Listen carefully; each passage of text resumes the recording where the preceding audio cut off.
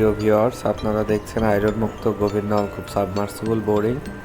এখন যে কাজটি হচ্ছে সেটি হচ্ছে টাঙ্গাইল শহরে আকুরটাকুরপাড়া এবং বটতলা মোড়। এখানে মূলত আয়রন পানির জন্য বোরিং করা হচ্ছে। প্রথমে 100 ফিট 4 ইঞ্চি এবং 100 ফিটের পর থেকে 2 ইঞ্চি বোরিং। এখানে এর আগেও আমরা কয়েকটা কাজ করেছি। এখানে আপনার 400 থেকে 600 ফিটের মধ্যে ভালো বালু পাওয়া যাবে আশা করি। আমরা এই কাজগুলো ফিট হিসেবে কাজ করি। এখানে 250 টাকা ফিট এবং 4 ইঞ্চি 300 টাকা ফিট,